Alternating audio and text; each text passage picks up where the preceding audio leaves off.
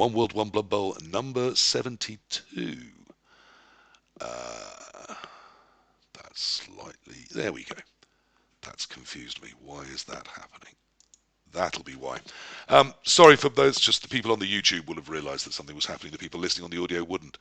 We were looking at a screen that kept showing a myriad, like two mirrors facing each other of endless pre-starting screens, but I have clicked the right button and we're ready to begin. So I got very, very busy, so there hasn't been one of these for about 5 or 6 weeks. It wasn't a deliberate break, it was just that I had all sorts of things come clashing in on top of me. Obviously the Winterval and festive season, also some Blood Bowl, also my wife's parents arrived, so my life went horrific for a few weeks. And then obviously there were many family parties and New Year, and suddenly we are in 2026, and 2025 has disappeared without a Christmas special, without a New Year's episode, and without any form of roundup of the year. So my apologies for that. But not to be deterred, we're going to do all of that now, because why be just restricted by linear time, which is a fascist invention designed to limit us. So I've put together a Christmas list of 3 lovely people, all of whom had fantastic 2025s, and we're going to talk about that. And they are representing very much the past, the present, and the future. So representing the past, we have my old friend Jock. Hello from Scotland, our old ally up north. How are you, sir, and how was your Christmas? Yeah, Happy New Year to you, PC. Good to You have too. you be on. Yeah, very relaxing. Chilled out with the in-laws in Yorkshire, and then went north of the border for Hogmanay, and then got promptly snowed in for several days. So the drive back was an interesting one. So did you have no, and I found this out when I couldn't answer the simplest question on Who Wants to Be a Millionaire. Did you not get your first footing done? Which is apparently No, a we Scottish didn't cultural thing. because the snow literally came halfway up the door, so there was no first footing. Yeah, there was a question on Who Wants to Be a Millionaire, which of these is a Scottish cultural tradition, and I didn't recognise any of them.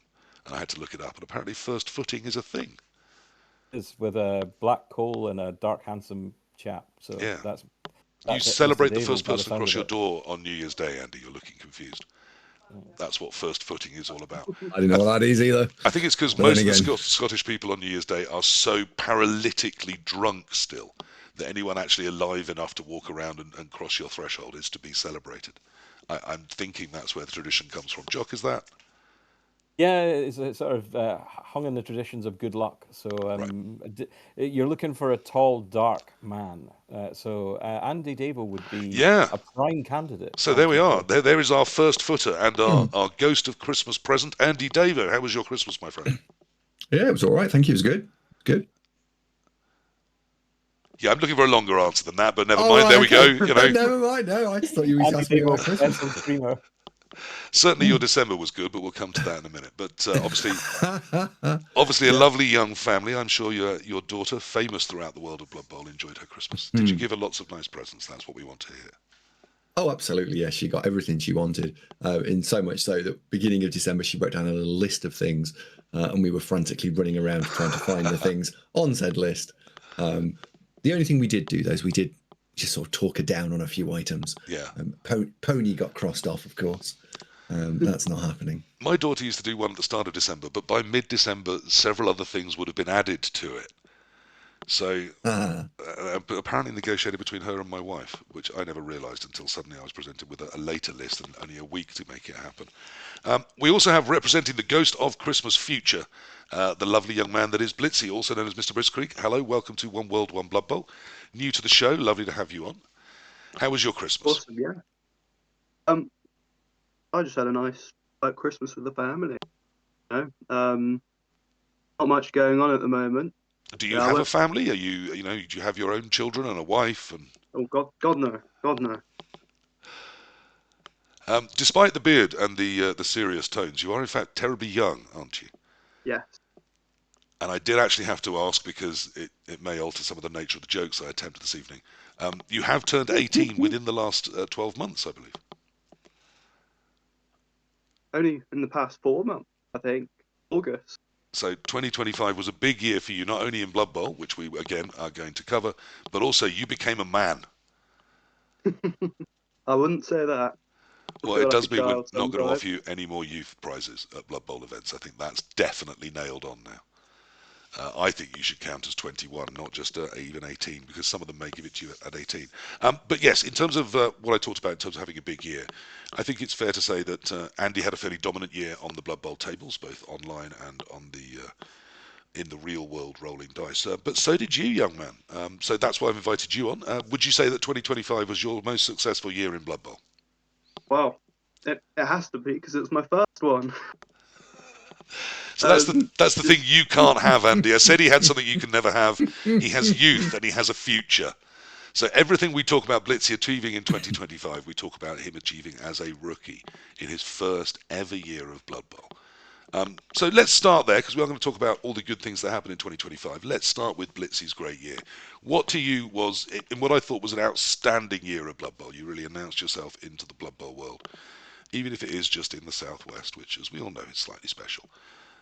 What was your favourite part of the year? What was the best thing that you thought you did? And then I'll tell you what it actually was. Well, two things. First, obviously, has to be winning my first ever tournament win. Just unbeaten, didn't concede a single touchdown. Like, I could not have asked for anything else. And 2 days before my 18th, got best woodling as well. It was phenomenal. Fantastic. So what was the race you were coaching in your first ever tournament, and what was the tournament? Chaos Dwarves. Oh, first ever tournament I went to was Norse in Kent. It wasn't a NAF tournament, but it was just dipping my toes in and what tabletop Blood Bowl is all about. Yeah, now that isn't the only thing you did in 2025. I have pulled up, let me see if I can grab it, a window so that we can have a little look at... No, it seems to have disappeared on me. There we go. Some of the other things that just happened for you in 2025. So you won the Big Freeze, you won Pumpkin Bowl, you won Thrud Bowl, you gave runner-up in the Cream Tea Cup and Nut Bowl, which is a very large tournament. Most Kaz in Nuffle's Runny Nose and Nuffle's Twisted Fate. You were also the series winner of the Southwest Tournament Series. So that's quite a lot of things, isn't it? I mean, it's incredible, really. I can't believe I've done it myself, really. So when did Blood Bowl start for you?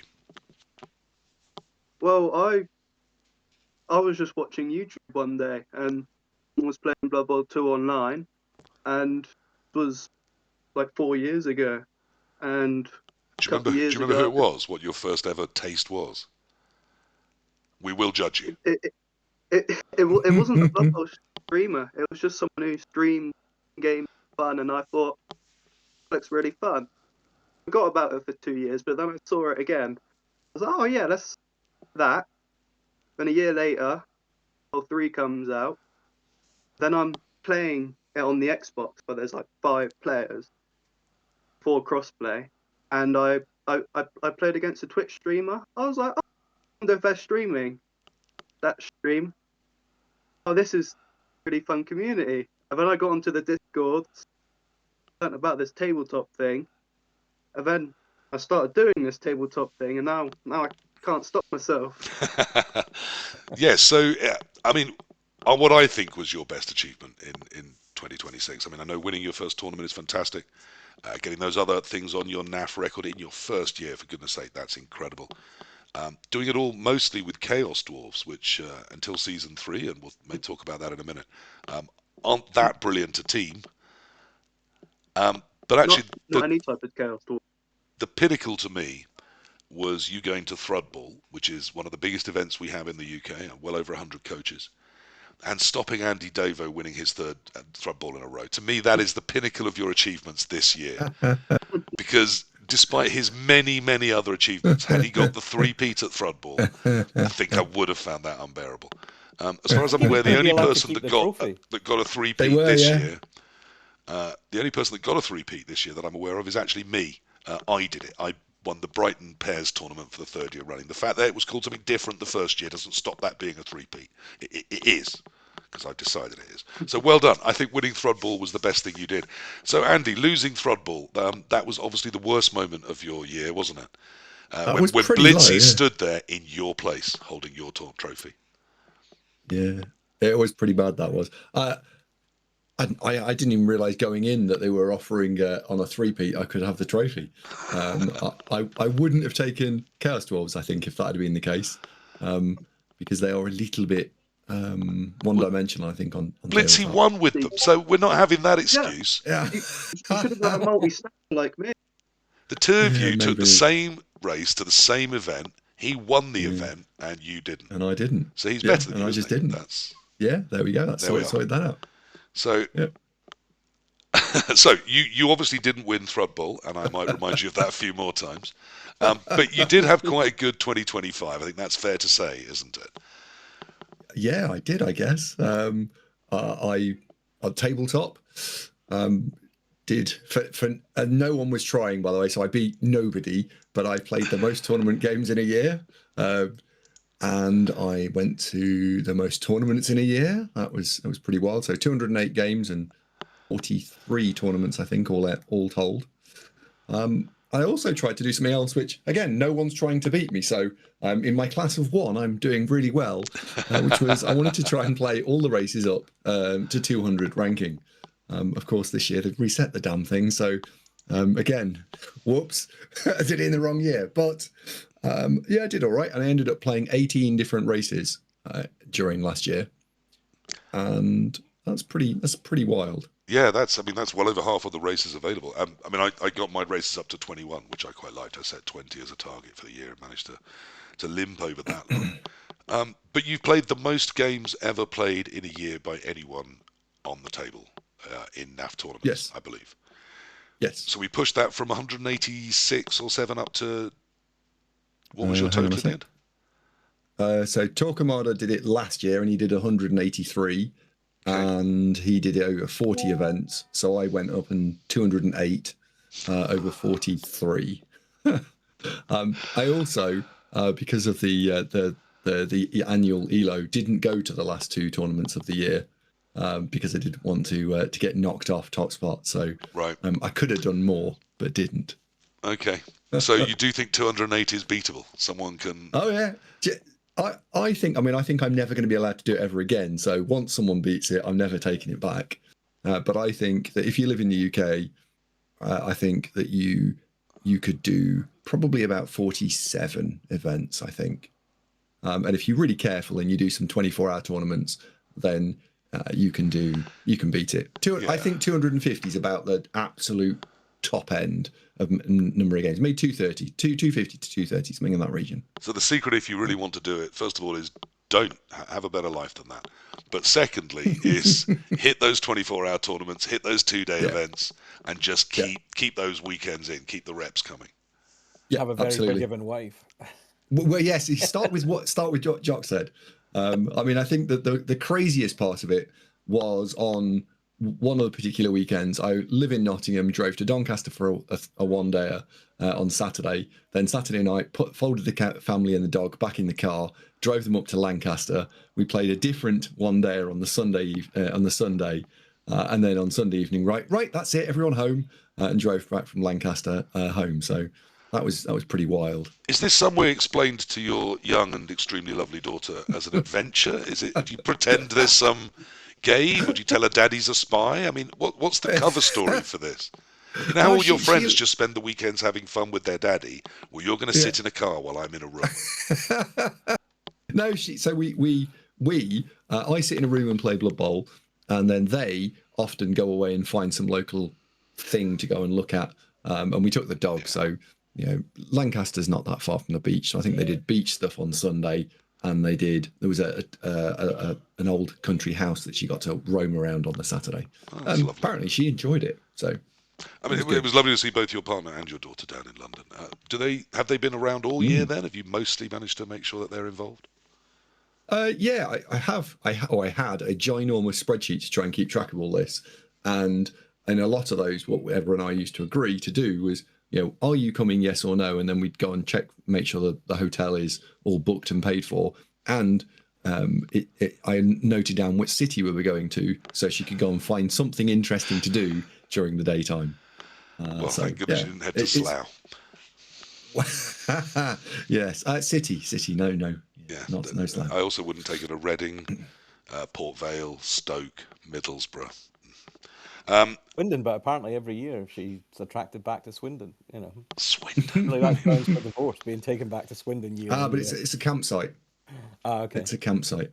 Now, Blitzy, you mentioned bigger, brighter tournaments in 2026. You're a young man. How do you get about to these tournaments? Do you need a permission? Well, I really get my sister and her boyfriend to drive me around. They do all the planning, all the driving, all the thinking. I just what they tell me to do. Are they I are they show up. are they I play blood Blood bowlers? Bowl. Have they been grooming you into the hobby? No, Is your they're sister just your agent? Like, is she taking a cut? she'd be a very good one. So she does charge me interest. Well, I do think, looking at Ralph Littler, you may have picked the wrong sport, but certainly you had an incredible 2025. Jock, let's bring you into this. I've said that you have redefined what success is for Team Scotland and then declared that last year was a success. So justify that statement for me. Oh, that's an easy justification. Yeah, more than a decade long campaign to bring Eurobowl to sunny Scotland. I was captain for the first time, and yeah, the team went off to Budapest, and after the first two rounds, we'd lost both rounds. And if you'd said to me at that point in time, "Are you going to bring back hosting rights?" I think a chair may well have been thrown at you because although we drew France in the first round, not an unexpected loss, we went and capitulated against Slovenia. Some might say some in TNT in my club group remind me that Slovenia rolled Scotland over quite heavily. So we had to fight hard for the next four rounds, and we did. And yeah, won it on tiebreak on coach points off Lithuania. So you could have been going to the delightful Vilnius in 2028. Instead, Well, sunny Glasgow is your destination for if it's not 2028. part of Russia by then, of course. Yes, Yes, indeed. sunny Glasgow, which is a train ride away and doesn't involve any planes, so Yeah, that feels absolutely. like it So should be more affordable.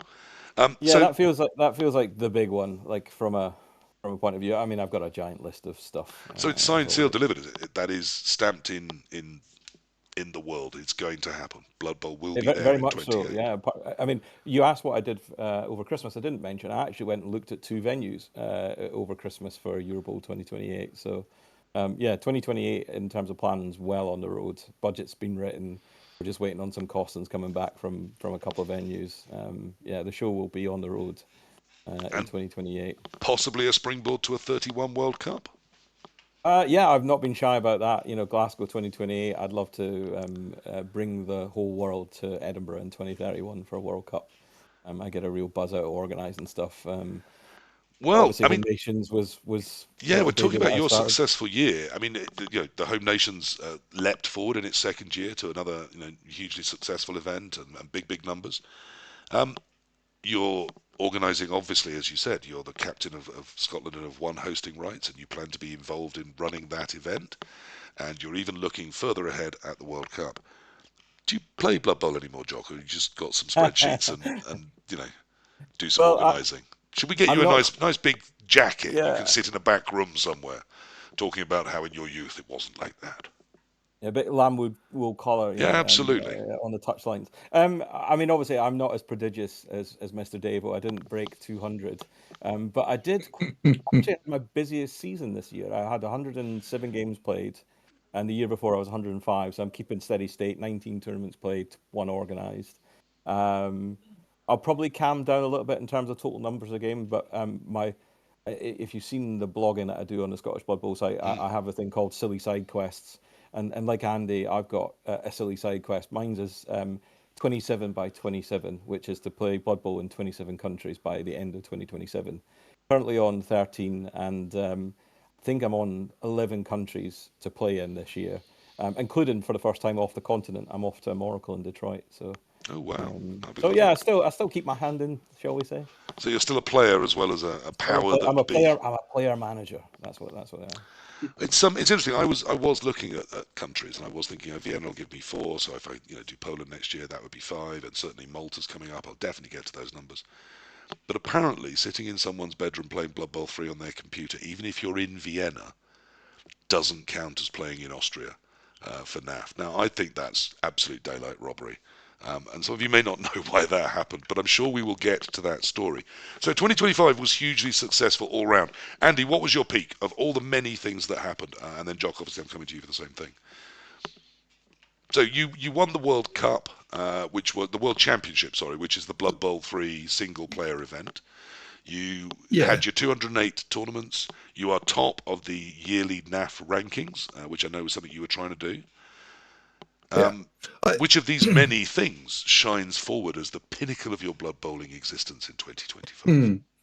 I think if I'm going to pick, I have 3 that stand out in my head. So the online one, of course, is the Blood Bowl 3 World Championship. I think that is something that a lot of people were trying to win.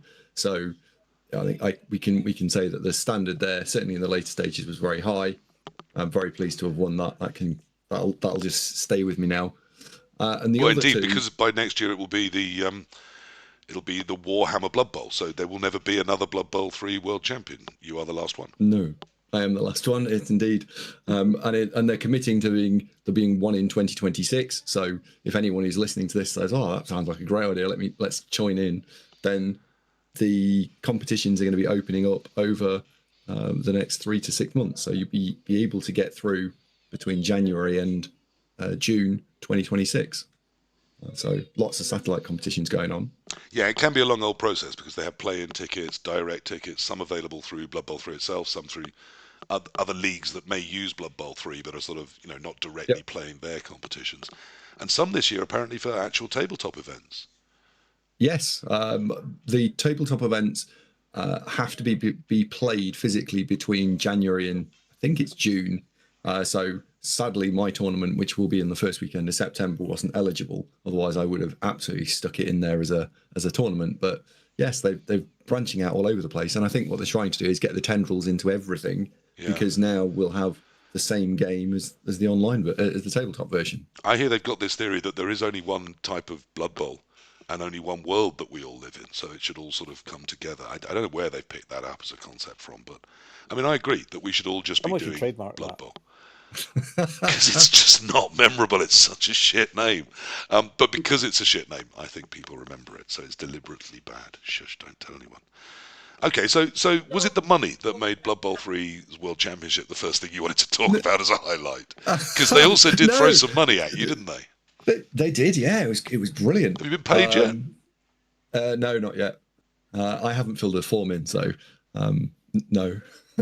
But I'll go and fill all the forms. So are you the reason 7 other people aren't getting paid? I mean, I'm not mentioning that for any reason. I'm just saying. Yeah, probably. Okay. No, I can save you the hassle by signing those forms for you. No. I will go and fill them in. I like the hustle in the youngster. You're going to need that. The world's on fire, mate. Any way you can earn a living, you go for it. Yeah. And my other 2 are both tabletop related. The 2 events that I think I enjoyed the most, NAF Championships, which happens every May, was one. And I enjoy the social aspect as well. So on a Saturday evening, a good chunk of people often end up coming back to this house. And we have a lot of people here. In the last 2 years, we've had some Americans over. And they've had some pretty wild stories. So that's been quite fun. And then the other highlight, of course, is me running my tournament in early September. So yeah, I've enjoyed doing that. And that's not to say that there aren't some other very, very standout tournaments that I've been to. Block Around the Clock, which I really enjoyed, 24 hours. Enjoyed the Home Nations, Jock. I'm sure you'll talk about that at some point. Very, very good. And Thread Bowl is another one that I sort of stands out in my mind as something that I really enjoy. So there's a lot to pick from. I finally managed to get to my first Thread Bowl this year. I've been trying for about 5 years. It's just always clashed either with work or with a family holiday. That coming in that first weekend of August when you've got kids that are school age, it's quite a tough time to keep free for Thread Bowl. But I went for the first time and I absolutely loved it. Not just, obviously, watching Blitzy destroy you whilst using the same race as you, making all claims that that race couldn't win, utterly, utterly hollow. Though that was quite good fun. And also having my first ever experience with ogres, and sort of doing okay. That was fun. But just the atmosphere, the vibe of Thrud, I find really different to most other tournaments. I mean, not radically different, obviously, but they genuinely do seem to be going for a more family-friendly and sort of warm, huggy feel. And I thought that was great and really, really evident in how everyone was behaving. So, yeah, I really loved Thrud, and if I can get there again this year, I definitely will. It was a huge highlight for me. So, Jock, of the many, many successes, both personal and administratively, that you have been responsible for or around, are you, like Wolfin, desperate to claim that you won the European for England or Scotland or whatever else? Or is it, what would be your highlight? What was your great moment? Well, I mean, obviously, I touched upon winning hosting rights, and that in itself, kind of leading the team and building the team together, was a lot of fun and a lot of work. A lot goes into the background of running a Euro Bowl team. In fact, I've just started the admin, and Blitzy will have had 3 emails from me today that he's not yet answered. So get on it, son. He's apparently Scottish, Blitzy, we hear. He's got a Scotland cap. It's done deal. Okay. He lives in the southwest, so not only did he live 150 years ago, which perhaps is when Scotland was worth being part of, but really as far away from Scotland as geographically you can be in the United Kingdom, unless he lived in the Falkland Islands. Really, Scottish, Blitzy? I've got Scottish blood in me. There you are. That's all you need, Scottish blood. Okay. Well, I mean, I've eaten haggis. It doesn't make me Scottish, but okay. So yeah, I mean, obviously Euroball was Yeah. nice. On a personal level, I went 4-0, having not had a great Athens. I was kind of disappointed. I was hoping for more in Athens on a personal level. Sure. So yeah, to go 4-0, which then led to being the #1 high elf coach in the world by the end of 2020, which is quite nice. So you went to a team event and had a fantastic, successful time singly. As well, yeah. I mean, that was a side benefit, but but yeah, I think the other big highlight for me was obviously Home Nations. It kind of started off as a silly idea. Actually, watching One World, One Blood Bowl when you did the captain special with Core and Pete W, and I'd just been selected by Ant for Scotland, and this idea germinated in my head as I was watching your show. And K-Fog was fully on board, and like the rest, they say, is history. So we had 264 coaches this year at Home Nations, something like 10 different nations from all around different parts of the world. And then Home Nations 3, which obviously is due in July this year, sold out in 8 minutes, NAFC style. And yes, that must be lovely to see. Yeah, well, it sold so fast that by 21 minutes in, I was like, oh no, I've got way too many people, and had to close the registration and then had a wait list. I mean, I could have sold a lot more tickets. So it was really it was a surprise. I mean, obviously I did my work with different captains who'd been in the years before to try and make sure I've got a baseline turning up. But yeah, to see it just go off the bat like that was super special. And so yeah, this year but also in a year where the UKTC came roaring back. So yeah, indeed, yeah, so 344 turned up. And obviously UKTC was always and always will be a tournament that I kind of look to as a standard bearer. And then the other one that I look to as a standard bearer for team tournaments is without question Bilbali. Bilbali is just incredible. I went there this year for their 20th anniversary for the second year in a row. And, outside of World Cup and Euro Bowl, the boys have got it nailed. Like, it's just an incredible tournament. And so, I kind of started a curry night being inspired by them at Home Nations. Well, that went down well. Everybody loves a good curry and a bit of naan. And so, yeah, this year's Home Nations is looking pretty tasty because in the bowl, both France and Italy are turning up. Now, obviously, the Welsh beat the French at this year's Euro Bowl, so they'll be looking for some revenge. The English have managed to lose twice on tiebreakers at Home Nations, and obviously the Italians are coming back to defend. So, it doesn't get spicier than that. The home of spicy Blood Bowl is the Home Nations. Yeah, three incredibly strong teams, and Wales, Ireland, and Scotland. So wow. oh, he's gone there, has he? Wow. Oh wow! I'm sure. Sorry, is that? Will remind you of Welsh's the Welsh's runner-up. Okay, 3 incredibly strong teams, and Wales, and Scotland, and Northern Ireland. I mean, that's and England. Well, yeah, I mean, perhaps two incredibly strong teams, and Wales and England, and Scotland and Ireland. Perhaps that's the true sort of reflection of where things may be standing right now. But of course, my lovely friend Liam has seized control of Team England, building on the great work done by Dan. Wolfin, I thought, did a cracking job, and also on Core before him. I think England is moving forwards and trying to rebuild with a younger, fresher look. I look forward to seeing what that means this year. Now, speaking of younger, fresher looks, Blitzy, does that mean you're declaring yourself for Scotland? Is this a done deal? Indeed. We can't tempt you with a very white jumper. And suit white. Blue all the way. And I did want to just pull this up because we do have it available. We've actually got, yeah, there we go, the biggest tournaments of the British Isles in 2025, which somebody searched the NAF database for. And I found just an interesting piece of data, considering it not only covers, obviously, the home nations, but also the AndyDavo Presents the Blood Bowl Open. I guess in third and fourth place. So obviously the NAF Championships is still the big daddy, clocking in at 294. They sell 360. So I don't know quite why they didn't get up over 300 this year, but perhaps some dropouts. UKTC came in at 224. The home nations, of course, they don't let you put both your sides together, do they, Jock? No, they count them separately because they're obviously separate tournaments in effect. So yeah, my total number is 264, but for the record books it's 217. Right, I was going to say, so year, you didn't quite have the most boots on the ground. The NAF did get slightly ahead, but the Open's scheduled for 296 this year, so we'll see how we do. Right.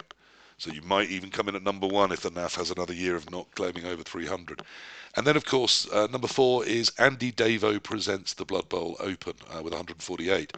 So the largest non-NAF C singles event, and the only one which starts with a coach's name, Andy. That's an interesting choice, isn't it?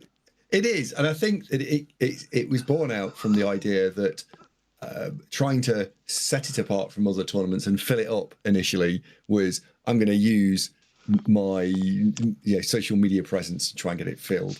Whether it still needs that, I think probably not. And we did also do a bit of a rebrand over it. So we've been trying to get lots and lots of brand new players to go. So I think for me, the biggest win out of the 148 there was this year just gone. We had just slightly north of 30 brand new players who had never been to a NAF tournament before. Yeah, that is fantastic. Well done.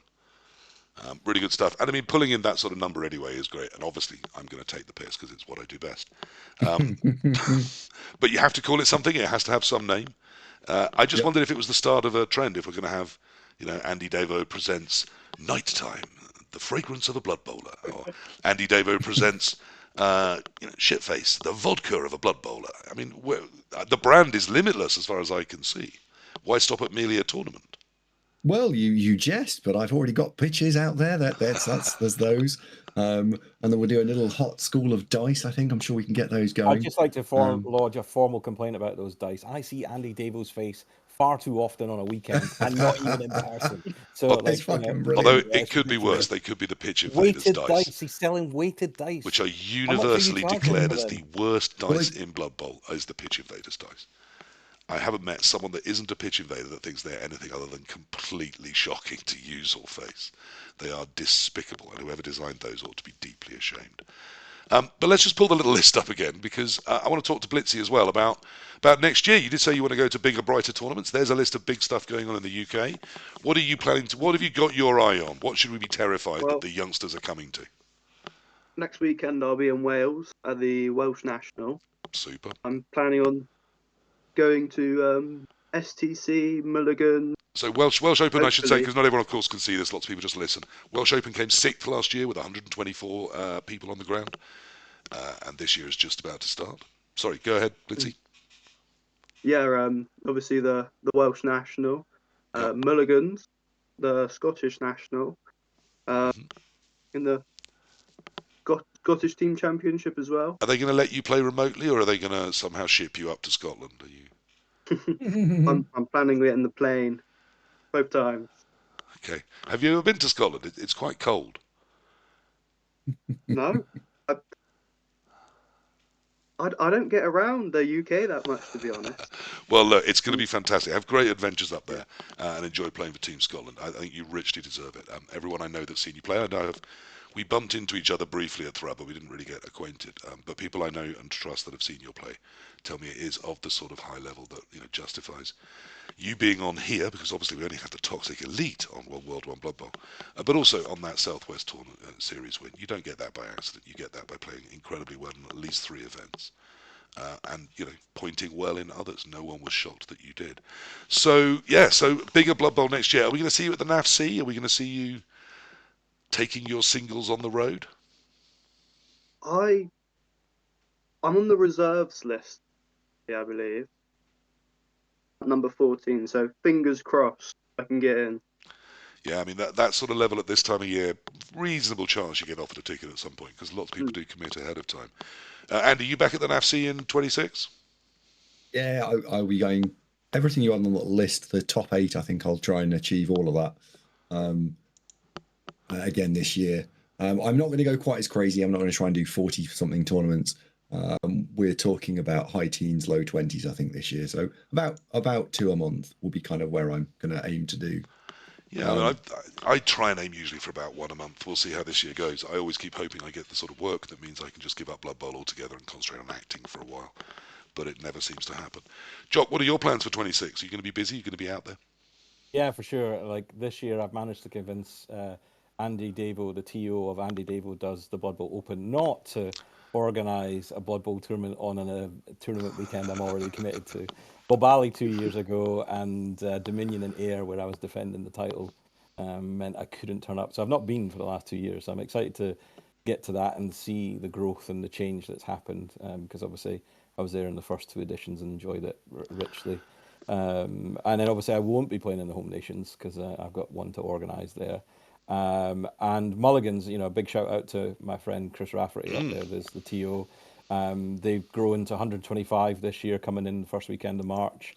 There's still room for up to 156, so it could be pushing the Blood Bowl Open for the largest non-NAFC singles event this year. Yeah, it did incredibly well last year, and the scene in Yeah, Scotland really is doing very well. So whilst I will continue to take the piss, there's obviously a lot of very good Blood Bowl happening north of the border. yeah, And to see, and both 9th and 10th taken up by Scottish events is really, really cheerful, because I can remember the time where a Scottish national might get 30 or 40 people, and that was considered doing well. yeah, 100%. And But it's a lot not of that my long ago, is it? No, indeed, and it's all down to the work of Rafferty. He's done an awful lot of work first as chairman of the Scottish Blood Bowl and sort of really grown the Scottish Blood Bowl scene. And obviously, I've come along with the ambition as captain to encourage caps and would-be caps to get out there and play and travel, and they definitely have. Someone like Mornville, who has really taken to Woodies in the last year. He's done an awful lot of traveling, and he's become, a really solid player. He declined an offer, shall I say, of being in the 12 going into Budapest, and I was like, "Be careful, you might not get back in because the standard's increasing." He just kind of swiped that aside. Blitzy aside, who's kind of blitzed onto the scene. Ryan definitely just sort of came straight roaring back into the squad of 12. Without a shadow of a doubt, he was being picked. So he's had a good one. But most of my tournaments, unlike a lot of the rest of us, Blitzy does have an incredibly long time in his future to do a Blood Bowl at whatever level he wishes. So yeah, absolutely, for sure. And yeah, for me, a lot of mine is to be traveling. So I've got. Let's see if I can remember the list. France, Vatican City, San Marino, maybe Liechtenstein, America. I'm running out of names now. Portugal, Lisbon, Luso, Poland. I've got about 11 countries. I can't remember them all, I but want as many pictures as possible of Blood Bowl at the Vatican, obviously. yeah, indeed. Particularly if anyone in a big white suit comes over and starts along, remonstrating as to why something that looks like a devil is being played in an obvious gambling format. I'm sure they'll be huge fans. I was thinking vampires at the Vatican might get me barred. Vampires versus Corn, I think, is the obvious match I would want to play at the Vatican. Yeah, that's what I'm aiming for. So yeah, a lot of my Blood Bowl on the table will be traveling this year, very much so. That's the plan.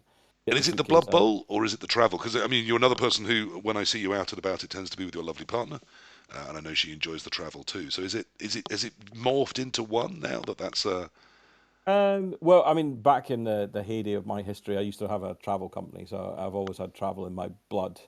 But actually, it's the community. I love the people. Ultimately going and meeting people and hanging out with them, having some dinner, breaking bread, having a beer, and then obviously having some fun Blood Bowl at the same time. I mean, I went to Vienna to see our mutual friend JB, and Yep. I went to play Lovely guy. with goblins. So it wasn't a case of going out there to try hard at all. It was very much just to go and enjoy the Yeah. city, the Christmas markets, have some fun. So I've really, I was thinking about that the other day there because like when you look at Andy's sort of competitive list, it's not that I'm not competitive, and obviously he's hugely better coach than me, but it's not like I wouldn't want to try and win. Like I'm going to turn up to NAFC this year and try and I win. wish you'd Obviously. left a pause there for us to disagree. Uh, um, but yeah, I'm really enjoying the sort of community element of Blood Bowl. I kind of got started. Thrud was my first tournament in 2021, and that really captured me as an experience. And like I've been on a journey since then. I mean, it's crazy to think I've been playing 5 years now. It only feels like yesterday I was at Thrud for the first time. So yeah, I really enjoyed the traveling aspect and meeting people. The community is fantastic. The game's the excuse, really. And there you are. 5 years, Blitzy, you could be running a small nation's Blood Bowl, as Jock has done. So just see that within your target. Of course, the world will be on fire by then. So goodness knows how you'll be playing Blood Bowl. Probably as they will be in the Vatican, on a small handheld set in the queue before someone catches them and throws them out. I think that's the plan there. Okay, so we're talking about events and, of course, celebrating Jock's success as not only a player, but as I said, as an admin, as a force within Blood Bowl. If I were giving out One World, One Blood Bowl awards for anything, I do think the administrator or wonk or admin of Blood Bowl award would go to Jock this year. So congratulations. But that made me Thank you. think about those sort of categories. So who else could we, or what else would we talk up as organisationally or administratively doing well? I want to start by saying my eye's been really caught by the work being done on the NAF website at the moment. It may not be a lot quicker or a lot more user friendly, although I do think there's work being done there to make searches come back quicker and less dead ends and things.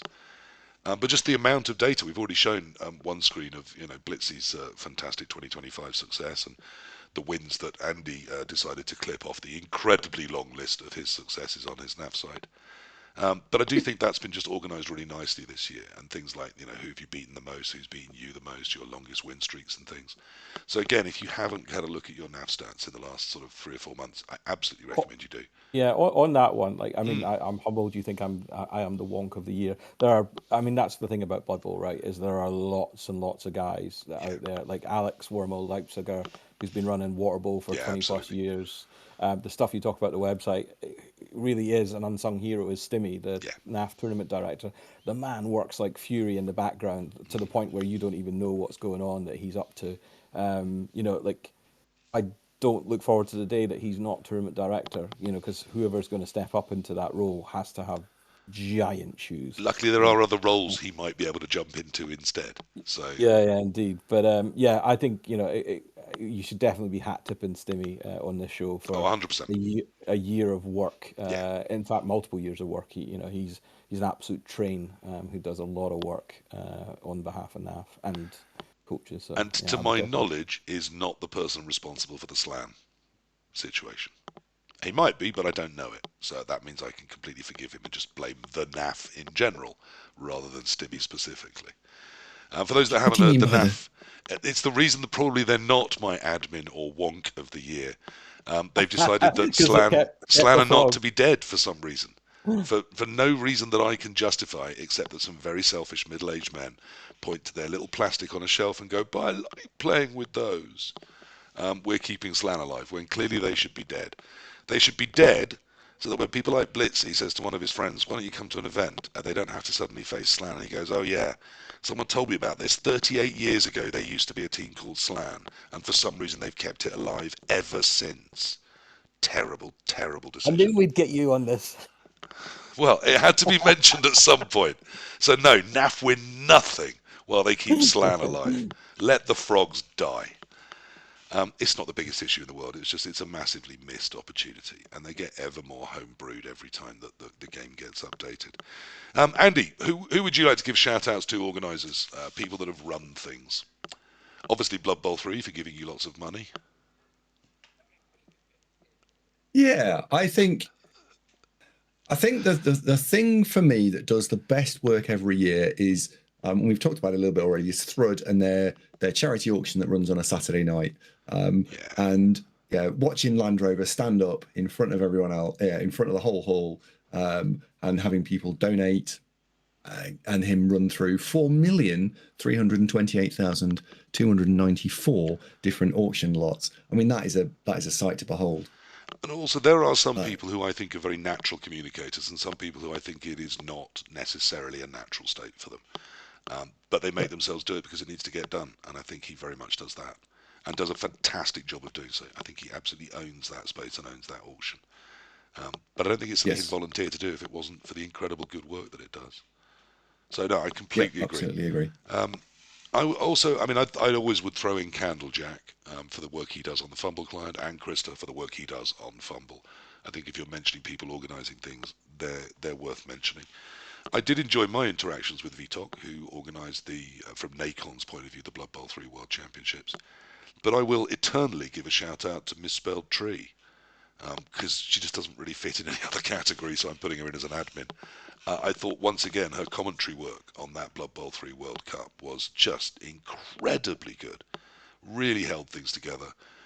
When Jimmy was disappearing into all sorts of problems and not turning up in France, when Andy was obviously not remotely interested in anything other than playing his games. And instead she had this random assortment of vaguely English communicating French people sat there without much to say. Tree held it together and still put on what I thought was a fantastic show on the bits that I saw and from the people I heard. So I think she did incredibly for that, and well done to her for that. Blitzy, let's come to you. Anyone you want to give a shout out to? Organisers, admins, and wonks, other than, of course, your sister Oh, for I mean, organising you. it'll have to be my friend BB Nut. He organised my first ever NAP event I went to, and ever since he's just been keeping at it. The Nut Shield, he's doing Beachhead this year as well. He is.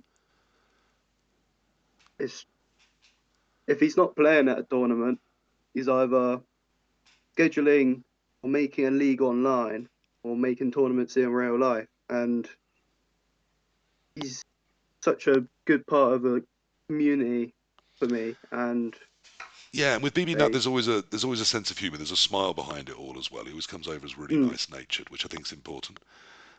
But no, I hadn't realised he'd been specifically responsible for grooming you. But now that we know that, we will take note just in case. But yeah, what a lovely guy. And yes, like Jock, someone that is quite happy to step up and say, okay, if Bonehead want to step aside and not run this, then I'll take it over. I'll run it. And as someone way too lazy and risk averse to ever do that, that does get my respect. So instead of feeling that it's not being called the BB Nut Beachhead, is it? It's still saying just Beachhead Bowl.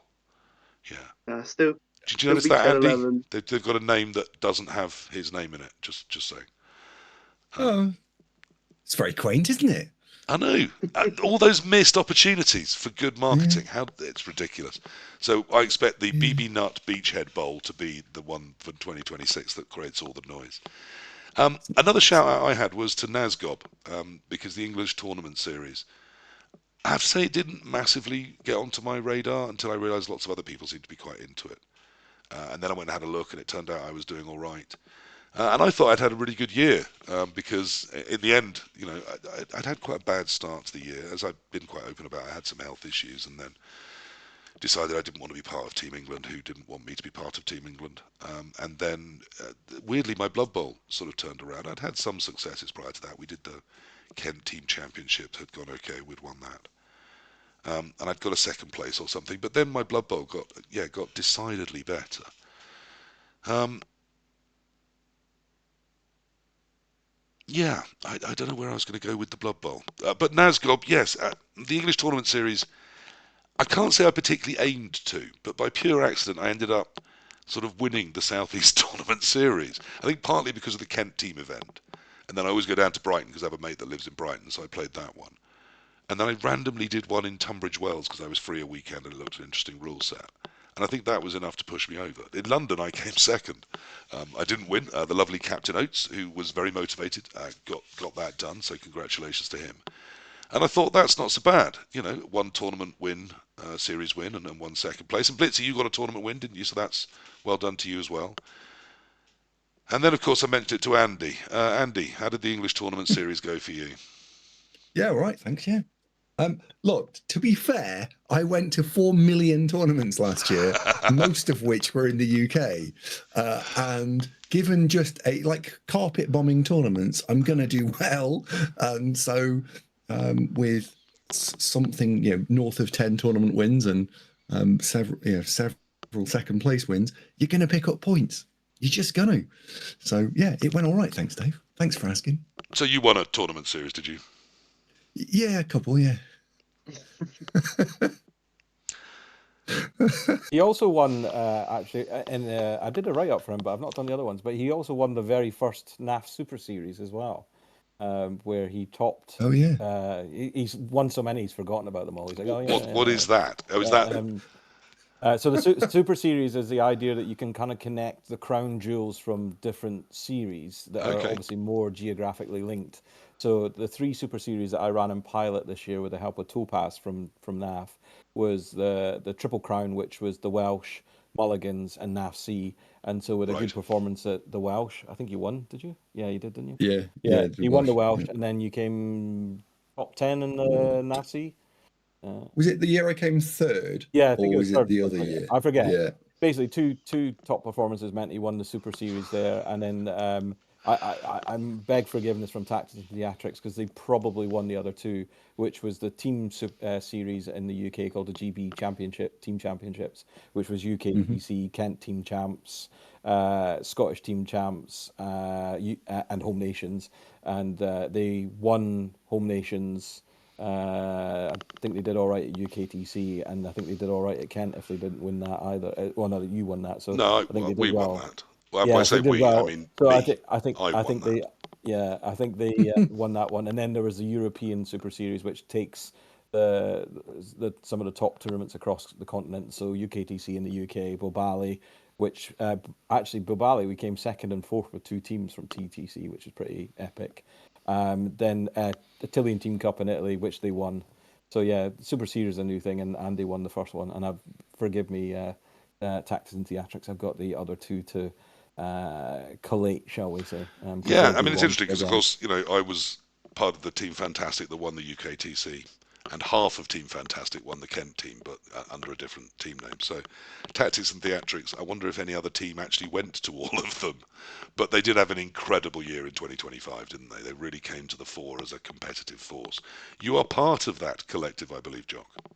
I am, yeah. I play on the Tactics and Theatrics lot. As I said, I was in Bobali this year with the guys, and I'm off to Morocco with Tactics and Theatrics in June this year coming. So yeah, we're going to see if we can take victory on another continent as well in our stride. Well, that's and fantastic. I mean, and certainly England captain as well out of TNT, and in fact, actually, the new Welsh captain's a TNT boy. So we're taking over the world. Joseph is a TNT lad as well. I didn't know he was now the captain of Wales.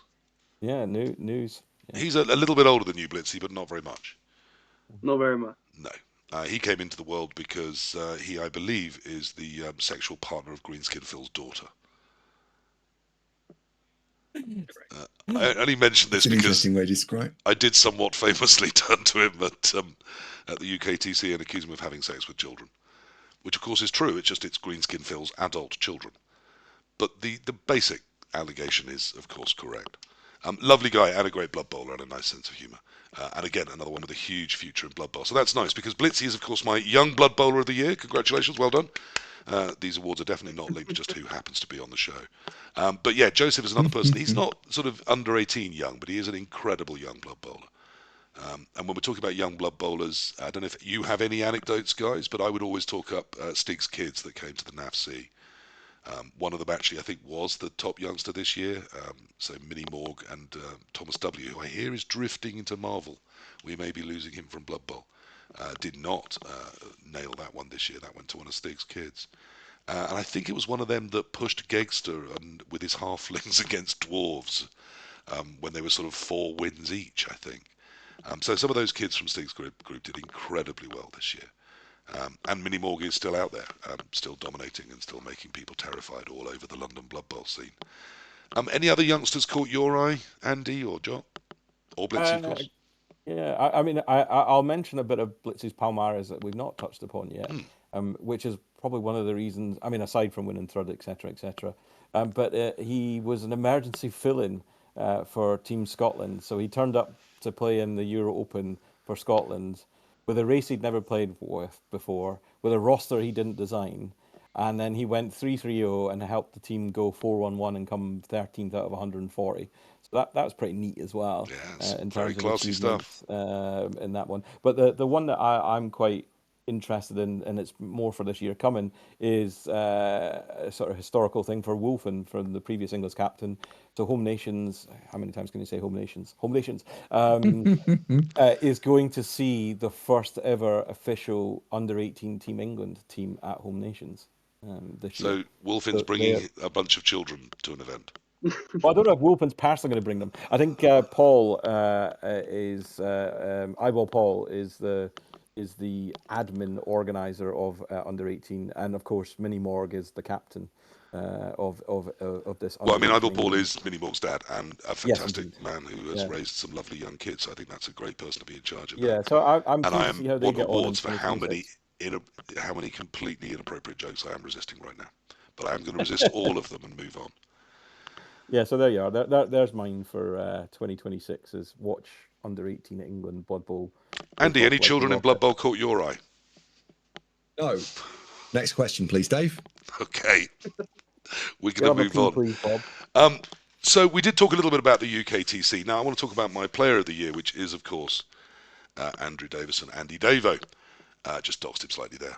Now, Yeah. it's irresistible. Not only has he won all the tournaments and is he top of all the rankings, but he did win the Blood Bowl 3 World Championships, which if you haven't seen, I'm sure there's lots and lots of versions of that online, both commentated on by Misspelled Tree and Jimmy Fantastic, but I don't know if Andy's done one of his own. But he played some scrub in the final, so that was a pretty easy knockover, but it was a fairly strong field until then. So yeah, I think you have the right to say he bestrides both the online and the tabletop world right now, which is lovely to see. So congratulations, Andy. You are absolutely, I think, the player of 2025 when it comes to Blood Bowl and should be widely regarded as so. And you're not even Thank you very French. much. No. Are Oh you well. are you in tears knowing that there are no more mountains to climb, no more battles to be won? Are you Alexander No, the Great? Have you done it all? No, you see, that's the thing about the time, isn't it? It's all linear. You have to do it all again. Right? What happened? Yeah, that's consigned to the history books. Do You've got to do it you? again Because now. I have to say, when Jimmy said to me, "Oh, come on, sign up for the Super League. It's the easiest way to get back into next year's World Championships," I sort of said to myself, "Well, I'm not a young man. I've done that." In case you haven't picked up on it, if you don't know, the person he beat in the final was me. So I did manage to reach that final, and I thought I'd played some good Blood Bowl. I did quite well. I'm not that Good. desperate to do it again. But you are you? You're gonna. Yeah, absolutely. So I think split the two across into the two different realms. So the online Blood Bowl, I absolutely will be gunning for a defense of the title, even though it'll have a new name. And I'm also, I think, unlike say Magnus Carlsen in chess, who is the guy you need to go beat, I think in Blood Bowl terms, there's probably about 20 or 30 players, and there's That are better not a than you. lot to pick between. Well, I think there's not a lot of players. There's not a lot to pick through. A lot of players, right? There's 20 or Who is 30 the players best player that in are the as world? good as you. Yeah, I think so. Okay. I Just wondered yeah, which of those two we were pulling that. saying. Yeah, no.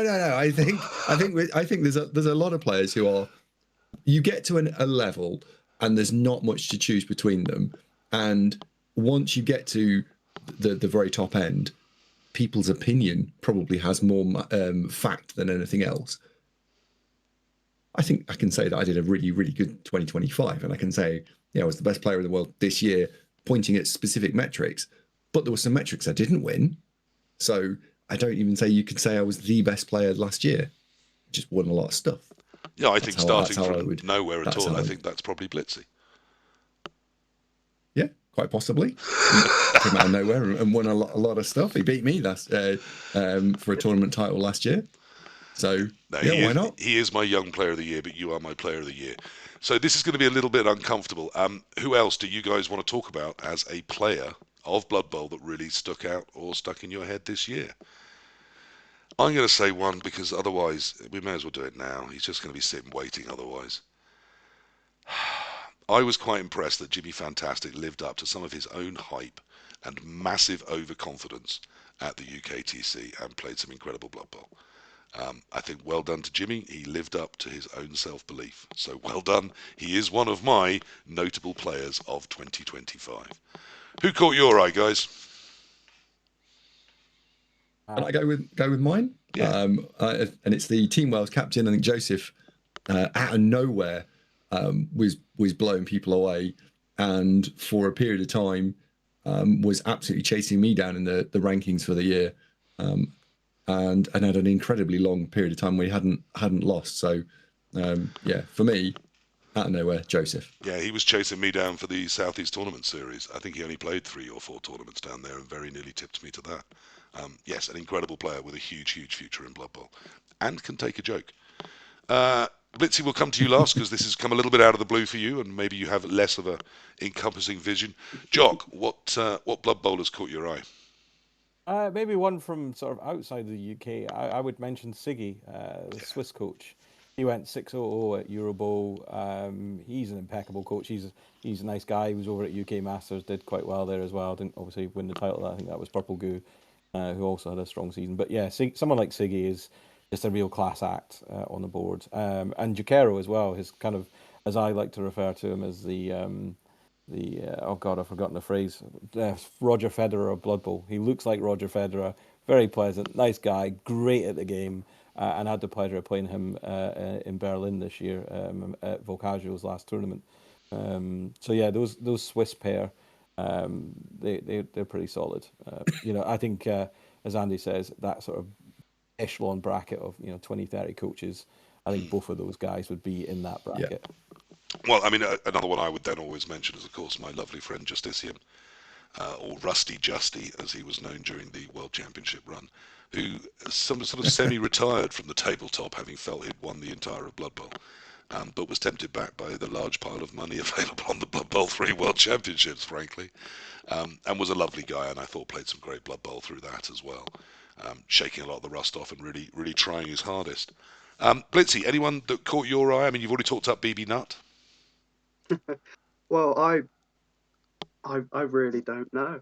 I tend to, when I'm playing and everything, I just sort of just focus on myself, zone everyone else out. And when I play a game, I'm like, oh, I recognize you, and that scares me a little bit because if I recognize someone, then really quite good. But I want to shout out everyone I've played against and spoken to for the tournaments I've been to. I mean, Like it has each been and an every, incredible year for a first year in Blood Bowl. So while I was joking, obviously Andy is my player of the year. I do think, as well as the young player of the year, you have done an incredible job. What is there anything you put it down to? How you've managed to get this game in your head and out there onto the table quite this quick? I mean, it just set in my brain. I'm not entirely sure how to put it. Thinking about a game of Blood Bowl, it visualize moves and everything, just in a way I can't do many other things. That's It's lovely. like this play online. It's completely different. I play like a headless chicken. Yeah, I saw a lovely Dev Patel film recently about the man who could see infinity.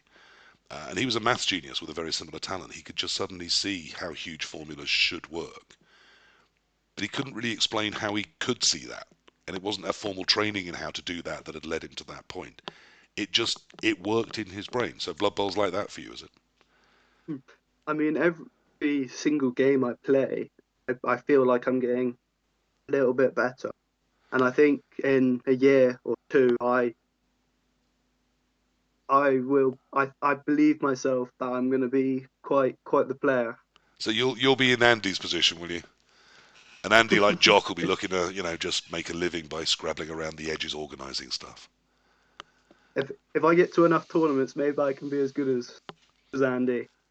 Andy, Oh, Jock, did it ever just click for you, do you think, or did you have to work at it?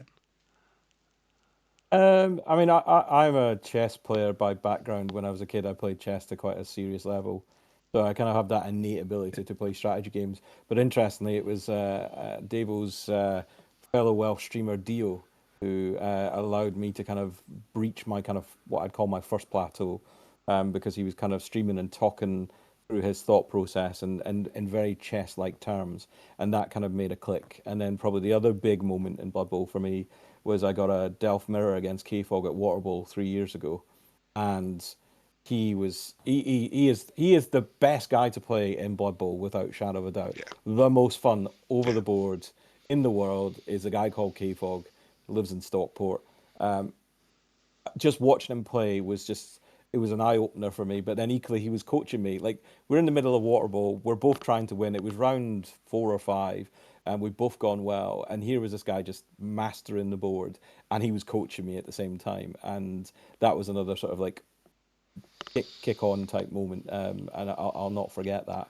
He is Um, 6'4" of loveliness. There is no yeah, denying it. so Mhm. yeah, I would say Blood Bowl kind of clicks for me. I don't try and calculate the odds like I do maths, but I kind of I use the force. I feel it, and we roll some dice and see what happens. Yeah, I mean, I guess I've kind of always said the same. You know, jokingly, I always say I click something and see what happens, or I just move the player and see where they end up. Whether that's that I've absorbed the maths into me so much I don't have to actively think about it, or whether I am sort of playing by feel or vibe, I don't know. Andy, is it work for you to have got to that pinnacle, or have you just cruised there on innate ability and charm?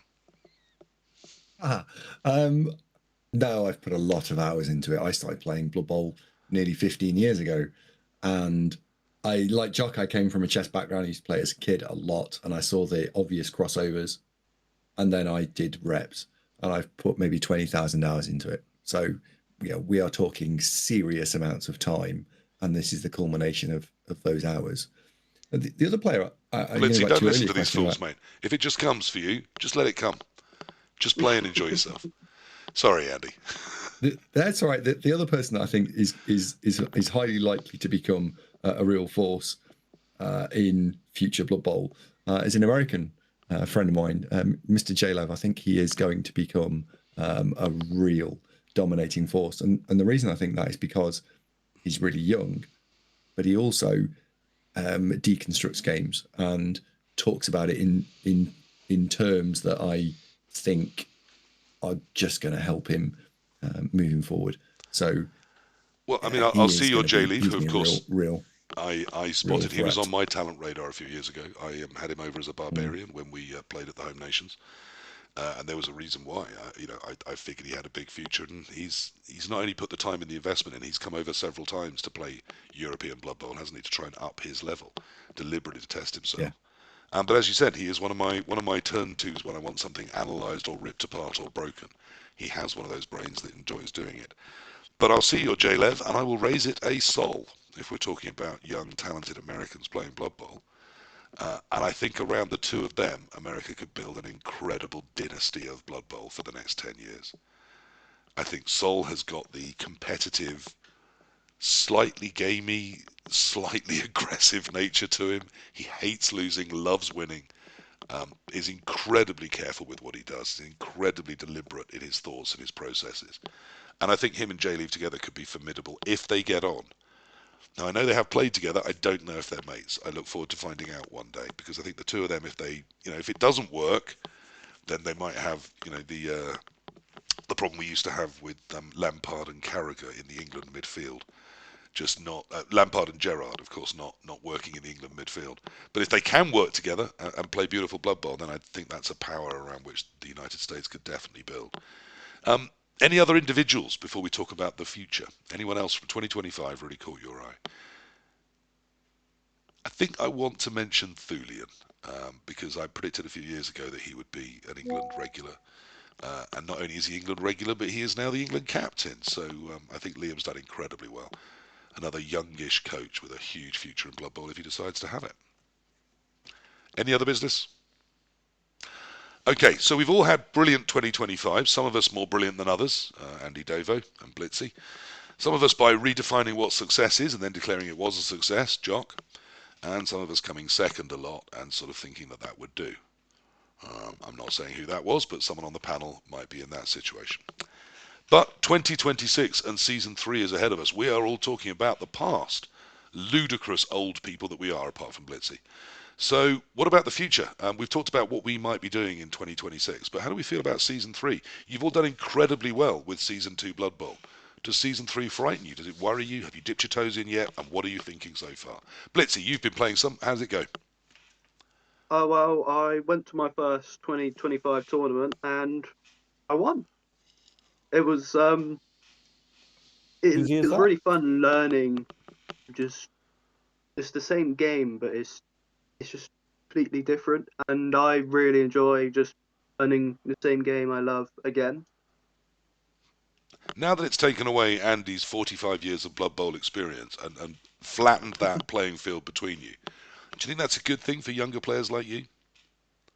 Well, I think if the game keeps evolving and changing, then there's always a chance for all of us to to learn the new game, and if that evens up the playing field, then that's even better.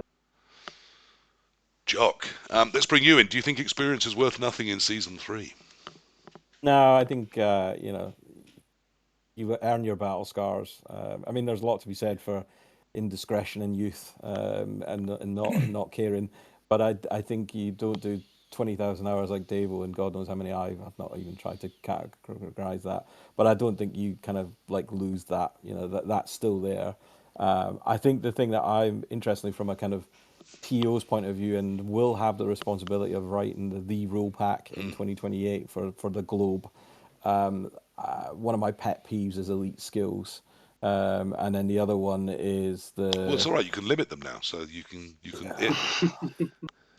yeah, and things like eye gouging and all that sort of stuff, like making a mess of the board state for not much gain.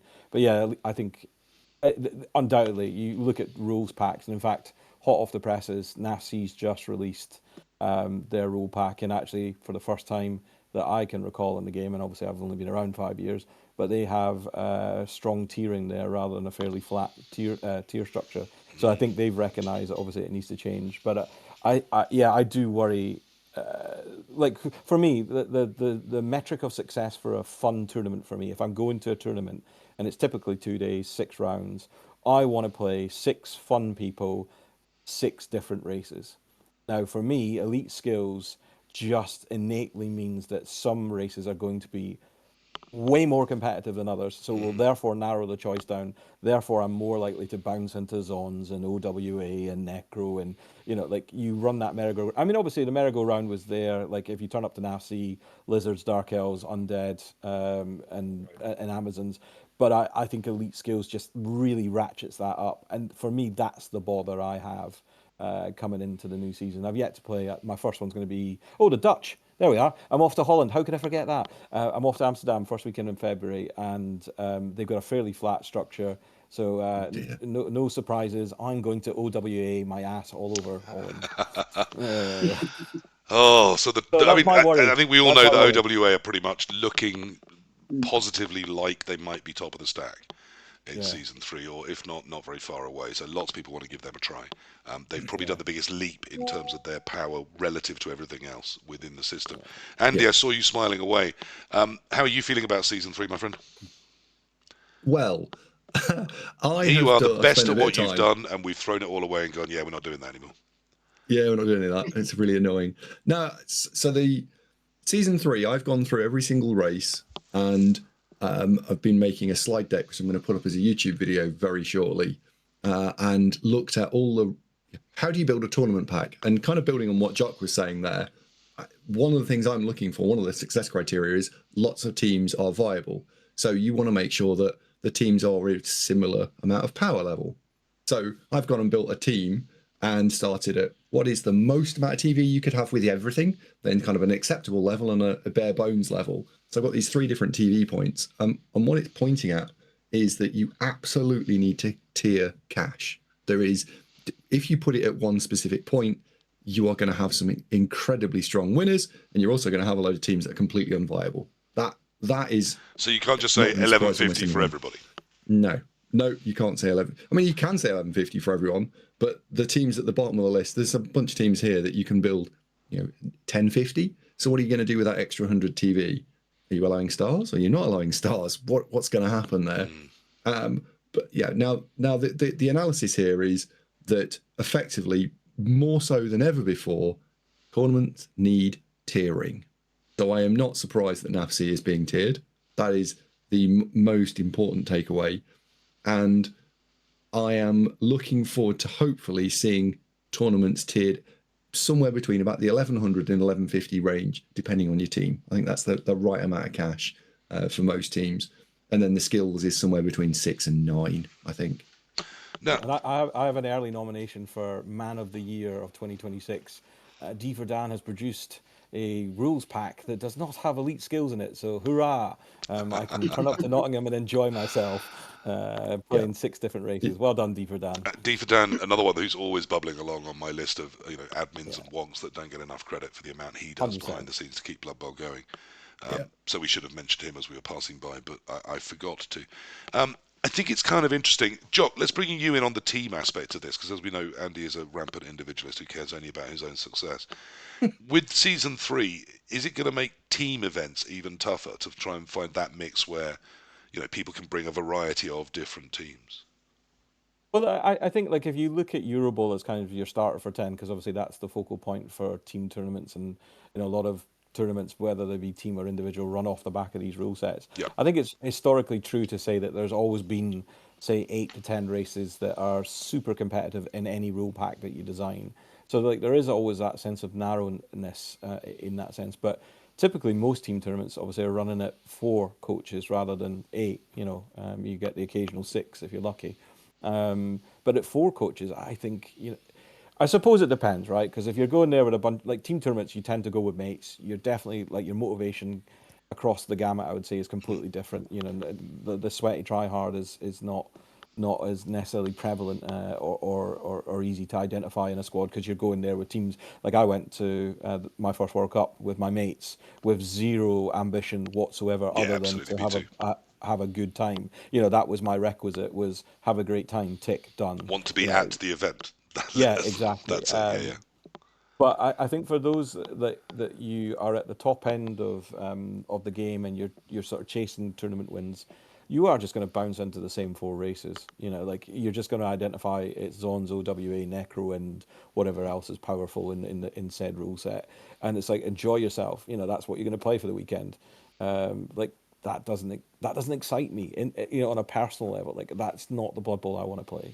So I want to be playing different. You feel races. Season 3 and the way they've limited us to what's in the box, and with the limiting of elite skills, is pushing us more towards uniform teams. One build for this race, one build for this race. Yep. Yeah, 100%. But then the crazy thing is, like my cry into the wild to TOs across the globe, you don't have to use elite skills. It's not something you have to do. Don't do it. It really upsets the balance. I mean, it was like 2020 rule sets where you would get tournaments, and obviously tournaments come in all sizes and flavors. Yeah. Where it'd be like, oh, you can't have more than X copy of Y. So it's like, oh, I can't have dodge, so I'm not playing elves this weekend because I can't get the one skill I need to make this team work.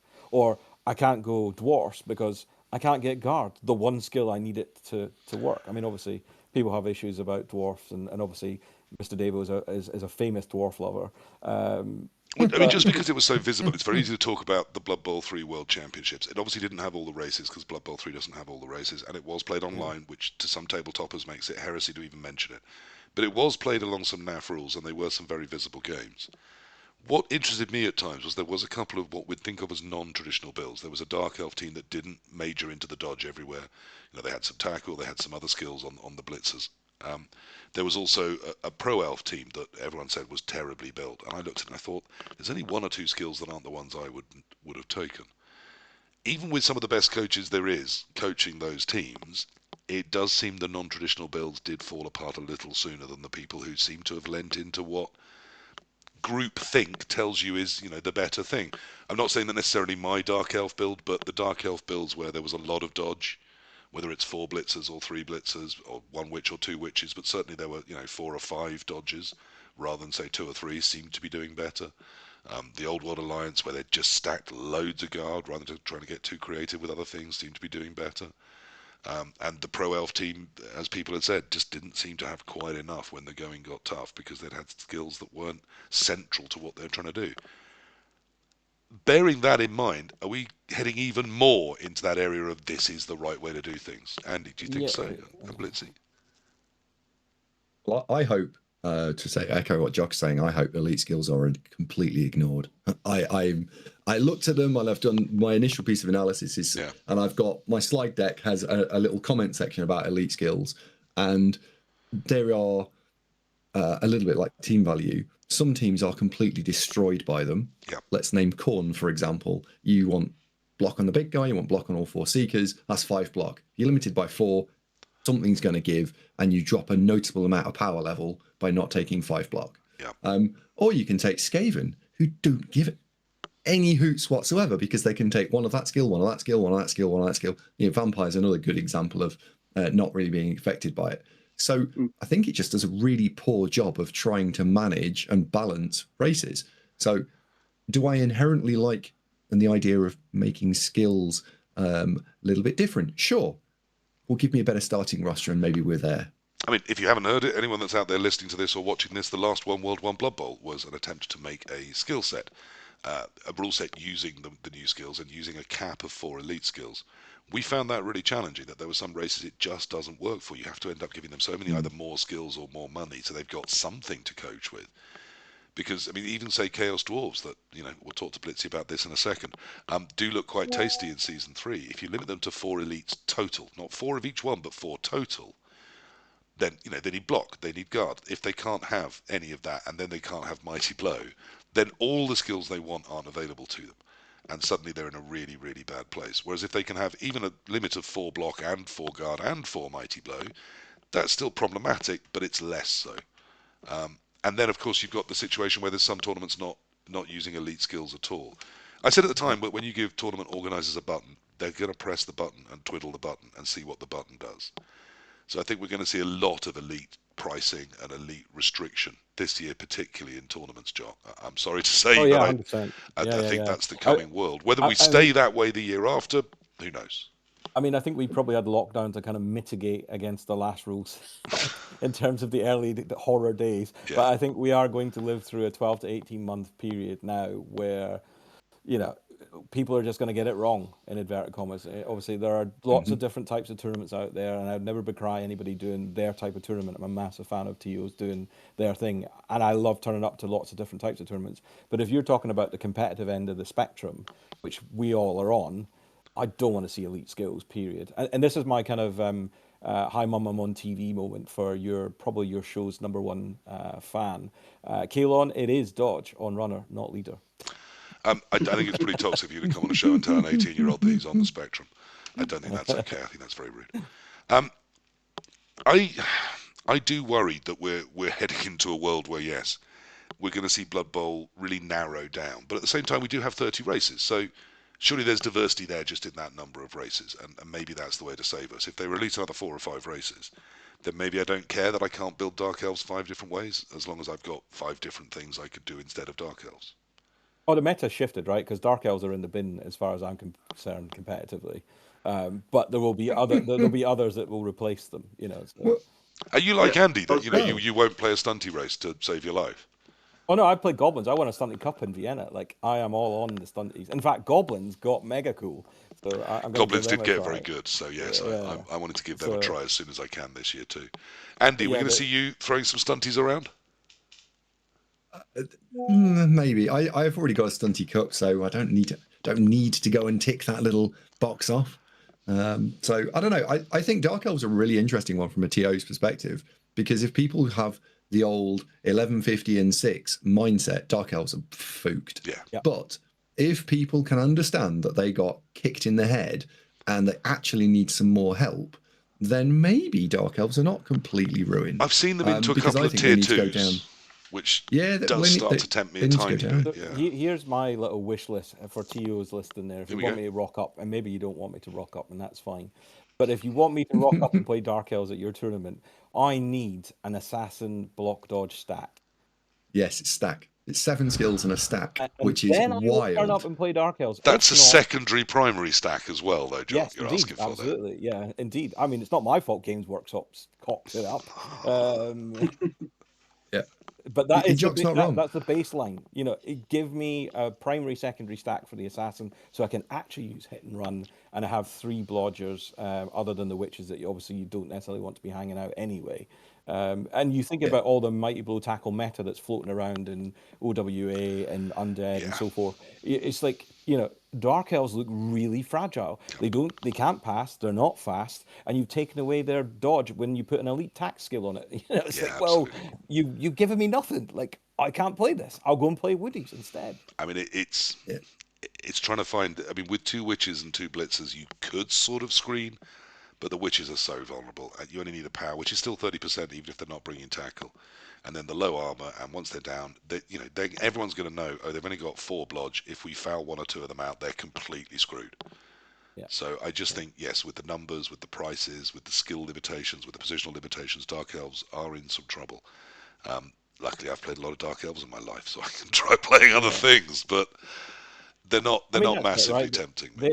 They're on the competitive end of the spectrum, and competitive guys that take Dark Elves to go and try and win a tournament, as I do, as you do, and Andy occasionally turns up and I plays do it them for else love. How sometimes. dare you? We're just going to take something else, right? That's it. We're just going to move on. You know, Dark Elves will just be left on the shelf. Yeah, I mean, it's like I've So been it's up saying with to me. dwarves. You'll see less dwarves because they're less appealing even to people that just sometimes took dwarves. But you certainly won't see anyone competitive taking dwarves unless they get tiered ridiculously. They're just not going to be competitive. So you might have some people having fun with a death roller, but they're not ever going to challenge. So people that were bored of seeing dwarves, well done. You won't see dwarves anymore. Get used to Nurgle. They're going to be even less fun than dwarves ever Oh, were. yeah. Blitzy, we haven't talked to you about this. I hate this term because I don't believe in the concept of a dark elf main or whatever. On Blood Bowl 2, I got known for playing dwarves, and then people were very surprised when it turns out I'm not shocking with either goblins or dark elves. If you're good at Blood Bowl, there is only one Blood Bowl race fundamentally. The numbers all change, but there is only a Blood Bowl team in front of you. But most of yours in 25 was Chaos Dwarves. What do you make of the change to them, and do you still see that as your main race going forwards? Well, I never really played the old Chaos team. I never really had that much experience with the other one. But when the new one came out, I looked at it and I was like, ooh, I like all the things that are going on in here. I like to play with just like a strong front line that can just stand there, be a pain. Then it's also got the utility of the 2 bulls that they basically just they apply so much pressure and so much just so many options for you, and it's a really appealing play style towards me. And I like playing with stabbers. That was before they got updated to 2025 as well, Yes. So you were using them before they were cool. with multi-block as well. So how do you feel? Because I mean, I think they're cool now. I was gutted that Old World Alliance was suddenly playable because in 2025 I went to an event where not so tier 1 teams were so limited that everyone took lower tier teams, and I got really lucky and I won it with Old World Alliance. And I was like, hey, that is the most hipster thing on my record. But now every bugger's going to have a win with Old World Alliance, and it's just not going to look special. But Chorf, similarly, you were out there with stabbers long before they became cool. Yeah, But now they've taken your sure hands away. Are you happy with your Chaos Dwarf roster that sits in front of you in Season 3? I mean, for me, all that's happened is that it's got 10k cheaper. Because I never put any skills on the hobgoblins apart from the assassin, the stabber, which was multi-block if I got a secondary, and a just default loadout would be 2 balls, guard, 12 or 13 players, one of them being a stabber, and as many rerolls and apothecary as I can take. And do you carry on your bulls, or do you carry on your hobgobs? Oh yeah, you have to. You have to. They're so amazing. What do you do in the rain, young man? He hasn't played that many games. He hasn't seen Chorfs in the rain yet. I still pick up the balls. I just rolled a 5. Just roll a 5. So this is how a young man plays Blood Bowl, Jock. I know Indeed. you and I are confused, isn't it? Just roll a 5, it'll be fine. Yeah, Is no, this? Should we be more like this? He just goes, yeah, they've changed a few things. I've just adjusted. It's fine. Here's you, all your moaning, all your old man moaning, shouting at clouds about elite skills. And Blitzy's Yeah, like, indeed. yeah, they've changed stuff. It's fine. Well, interestingly, like obviously with my Team Scotland captain's hat on, Blitzy obviously had a fantastic season. Get selected on that basis. Yep. He is a Chorf main, if you will, because that's predominantly what he's played. Without maybe I'm giving a secret away here, maybe, but I look at Chorfs in the Eurobowl rule set as it stands currently and think, well, I'm taking Chorfs, but therefore Blitzy is playing Chorfs, in Poland. That looks like a natural because they've been tiered kind enough that he can say elite skills pa, and he gets 2 block and 4 guard, and it's like that looks better than anything else that's floating around. Yep, that's pretty sexy. Andy, how are you with season 3 and the Yes, sir. changes? Necromantic, for example. You must be excited by what happened there. So, but there's a both yes and a no there. So Necro, they got cheaper and they got some free stuff and they got regen on the ghouls. I All mean, what's sexy. not to love about that? Yeah, all great. Problem is that everyone noticed and now they're getting tiered too well. So now they've got a bit of a problem on their hands because they still need 7 skills. And now they're getting dumped in tier 1 where they get maybe 5 skills or so, 6 skills is quite common. So I don't like it. I wish they'd put them back. Thanks. Some people are never happy, are they? No, they're too good. Well, look, hey, we've all got our problems with the future, but except Blitzy, who thinks it's fine because he's young, and that's what he's got that none of us have. What are you most going to miss about season 2 that we're saying goodbye to? Come on, we'll have a few sad minutes before we say goodbye at the end. It's time we wrapped up. We've talked about all the good things that happened last year. We talked about how excited we are about next year, all the big tournaments coming up, some of the pitfalls. But what are you going to miss that's gone? This is the point where I'd love to say Slan, but I can't. Andy. I'm going to miss Wildly Inaccurate. I actually liked it. Okay, that's very much a minority view, I think. Anyone else? No? I would say Andy just received several unsubscribes. I hated it, but I'm not sure what we're doing instead is better because we're back to the situation where you can, as long as you don't fumble, it's going to head more or less where you want. So punting is very much back, though not with the skill punt because the skill punt is completely terrible. So you're much better off going for a terrible throw and getting it inaccurate than you are trying to punt it anywhere. Okay, so Andy's going to miss Wildly Inaccurate Plus. Blitzy, anything you're going to miss? Are you old enough to miss anything? Well, You don't that's have the thing, memories, you really. just have yesterday, don't you? That's I'll say this year was me learning Blood Bowl 2020. Now it's just what's Blood Bowl 2025, and I'm just learning the whole new game again. I really enjoy, and there's not really much nostalgia really because I've just learned it, and I'm gonna learn more stuff to love. what's not to love. So these old men sat around going, oh, if only it stayed the thing I can still do best. But that's not life. Life moves on, and younger, more bearded people come forwards and take it on, even if they happen to be Scottish. Jock, what are you going to miss? My youth. That's what's going to I mean, I like change. I've Yeah. always been an agent of change, but I also subscribe to the idea that not all change is good. I mean, I think in 2025 there's going to be some stuff that we'll love, and there'll be some stuff that we will not love. Same as 2020, ultimately. So I think plus a change, to use a bit of French and a Scottish accent. But I mean, I think what I'll miss from 2020 is Dark Elves. Yeah, I do know I've what said you my mean. piece on that. I mean, I don't disagree that they need some help. I don't think they're quite as dead as you think. I think in Tier 2 there are some things you can do even without a stack. But yes, it worries the hell out of me, and I don't think I'm going to be running any 11 elf teams anytime soon. The rule Yeah, set's I won't just be too missing Dark dangerous for that. Elves. Yeah, well, they are gone, and their multi-dodge, Oh, cage-breaking abilities gone with them. There is an expression in terms of change which I've always liked, which is when one door closes, another one opens. Or some people say when God closes a door, He opens a window. And I do like the expression, but it's always struck me that when doors close, you can just open them again. That's how doors work. So when change happens, if we don't like it, they can change it back. This isn't now forever. Maybe in 3 years' time, some of these changes are changed in a different way. Just like Wildly Silly Pass was there for a few years, and now it isn't. So I don't mind change. It's always. I'm sort of with Blitzy. I like learning new things. I like a new challenge. It's good that I was nowhere near as good as Andy, but I was all right at Blood Bowl Season 2. I think there's a reasonable chance I can work out how to be okay at Blood Bowl Season 3, and that will do. That's a hobby. That's interesting. And the worst thing I would think for Blood Bowl is to ossify, is to stay the same. I think if there's one thing we've seen since the pandemic and since we all came back into the world, it's that Blood Bowl is ready to grow and get bigger. And it's being supported by Games Workshop, and that's bringing new players in, the likes of Blitzy, but also even the likes of Jock, who is 5 years into Blood Bowl himself. The hobby is growing week by week, edition by edition. There'll be some missteps along the way. There's some things in Season 3 that will clearly not last the test of time, I hope. But maybe they will. Maybe we'll end up with 38 different status effects and a different token to mark each one.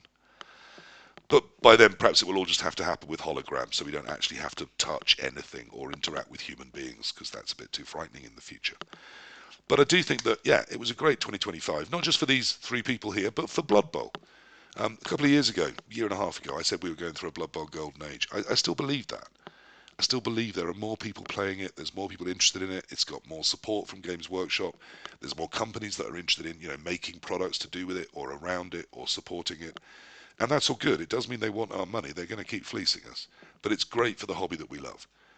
It's great for Blood Bowl 3 that Fumble does well. It's great for Fumble that Blood Bowl 3 does well. It's great for both of those that Tabletop does well. Everything feeds everything. It's almost like there's only one world and there's only one Blood Bowl. That's never going to catch on, the hand gesture, is it? But I'm going to keep trying. Like dabbing, one day, its time will come. Look, I think that's plenty for tonight. That was our New Year's special. I'm just going to hand over to the guys, let them, whatever they want to say about themselves or 2026 or Blood Bowl. This is your moment to cover anything I've not covered. Jock, let's start with you because you're above me in so many ways.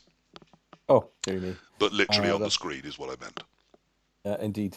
I think 2026 is just, more Blood Bowl. I think it is a golden age, I think more people are coming into the hobby. Blitzy is testament to that. And I think there will be more Blitzys that come behind him. And so he'll be an old man one day too. And I think that's great for the hobby in that sense. 2026 for me is all about kind of traveling, looking to deliver a top 10 finish for Scotland, which would be our historic best finish at Euro Bowl in what I would call the modern era compared to the very early days when we came 5th out of 12 in 2008 in Italy is Scotland's best result. But I think if we got top 10 out of 30, then I would call that a success. Yeah, I've taken the piss a bit, Jock, but now's a nice time because no one's listening anymore to say that I don't mean it. I do think Scotland's had a fantastic year. I think you've had a fantastic year. And as you know, I'm particularly pleased to see a feud that I never wanted to be part of, but knew both sides of, that was bubbling under a bit, seems to be past, and Scotland walks united into a brighter future. I think that's a great place to be. I think Scotland, whilst a lovely country and a successful one, needs all its best feet forwards. And I hope in the future that's what it's going to have. Yeah, 100%. I think the team going to Poland is going to be its strongest team in our history, which is testament to progress. We've got 3, potentially 4 new caps, I think, going into Warsaw. So that's a real positive in that sense. And it shows that people are picking up the game, that we've got 4 new coaches that are kind of coming into the Scotland setup. And I'm sure that's the case for other nations across Europe and further afield. So that's a real positive. And then obviously home nations, one more mention, that'll be the one. At 344 coaches, I've got to get that right. But luckily I've got a good team. Then I'm going to come back by saying that whilst it was deeply inappropriate, my insult of the year was Team Scotland. I did think that was very funny. Very, very witty, something I wished I'd said. Andy, how do you want to say goodbye? Anything we haven't covered you want to say to the lovely people of the One World, One Blood Bowl world? I want to talk about moving forward into 2026, and there's 2 things. One, I'd like to see Wales go one better next year in Poland and win the damn thing. That's got to be on the cards. And with the team getting you're talking Blood Bowl now? Stronger. Yeah. Oh, that's nice. Sweet. Yeah, that's good, isn't it? And the other thing is, looking even further afield, the one thing I'd like to see changed about the game is that I'd like to see the level up system completely revamped and started from scratch, so that we can get rid of elite skills and we can see a level up system which is far more interesting and generates lots of interesting and random players throughout the way. Yeah, I mean, even before elite skills, I think most people are just finding it dull without doubles. I know doubles are hard to Yeah. police, they're hard to believe, and people go, oh, yeah, we played yesterday, and then afterwards I rolled plus strength and he rolled plus agility on his thrower. Yeah, of course you did. But there are ways to police it that still allow us to have that fun, those unique players, rather than the very cookie-cutter teams that I do feel we're heading towards. I've praised you a lot this evening, Andy, as well as taking the piss, but I do want to say, someone did ask me, how does it feel that after I lost the sort of well-known Chalice final against you, I then lost the Blood Bowl 3 World Cup final as well against you? I mean, not great would be the first thing to say. And they went, oh, do you think he's your nemesis or whatever? And I said, no. I genuinely feel, of all the people in that competition, if I was going to lose to someone, I'd rather it was you than anyone else. I think you are a worthy champion. I do think you've had a crack in 2025, so well done for that. I would rather Thank you have very won. kindly. I would rather have won, though. I can imagine Blitzy, so, yes. anything you want to say before we say goodnight? Yeah, I can't wait to start 2026 and start my national career properly with Team Scotland. And I just can't wait to go to more tournaments, bigger tournaments, meet new people, play against new coaches, play with new teams. And do you think it's going to be different now that you walk in and the stink of One World, One Blood Bowl is on you? People see you across the room and say, there's a toxic elite. I always appreciate when someone comes up to me and says, oh, you're Blitzy. Makes me feel a little bit giddy inside. Good. Well, look, more people should. I think your Blood Bowl and your 2025 was exceptional, so I'm pleased to have had you on. Well done, young man. Andy, I've said too much about how well you've had your 25. I thought that was fantastic. Well done. Thank you for coming on. Jock, some great organising and success, and what a fantastic future you've built for Team Scotland. I think all of you have built fantastic futures. I think Blood Bowl is richer for having you all in it. So for once, I wanted to have a non-cynical show where, despite taking the piss a bit, I could have 3 people on that I think have had incredible Blood Bowl years. I hope you've been as impressed and proud to hear about them as I have been. That was One World, One Blood Bowl 72. If everyone could wave and say goodbye, gives me an easy point to find in the hold the edit. horses. Can we be a bit soppy for a second before we wave? Of course you can. And What do you want to say? And say a thank you to you as well. We've talked about lots of different people in the community, but running One World, One Blood Bowl reaches a lot of people. I mean, you run the numbers offline to scare the bejesus out of new time presenters like Blitzy about how many thousands of people listen in different mediums. But I think you do a service to the community as well. It's one of my favourite podcasts. The fact that I've been on it a number of times, I think you should be recognised in 2025 for the services that you do. As you say, it's a show you make that you want to hear because you love it, but equally we do too. And it's a thrill to be on the show, and it's also a thrill to tune in on the Sundays where you run the show. So thank you to you as well. So I just thought I'd get that in before we do the wave and the edit. Very nice of you. I mean, I'm very proud of the show. I literally started doing it because I didn't feel this sort of podcast was being done. One where I mainly talk to the people about themselves and Blood Bowl, not about the games or the history or a league or whatever. I know we do touch on all of that and touch on tournaments and builds and things. I don't know why people seem to enjoy it, but enough do that I'm still doing it. And whilst if people are out there enjoying it, if I have the time and the effort within me, I will keep doing it. I also think it's changed Blood Bowl podcasting a little bit. I think others are less afraid to just have a chat sometimes, rather than feel they've got to always talk about some Blood Bowl game they were in. Because it is a community as well as a hobby, and talking about the people and the community is, to me, as important as talking about the actual game itself. So that's all I'm trying to do with One World, One Blood Bowl. If people enjoy it, then great. If not, I still will. So they're welcome to a full refund anytime. Right, quite enough about me. Let's all wave and say goodbye so I can find something in the edit. Thank you very much for number 72. We will see you very soon for One World, One Blood Bowl 73. Okay.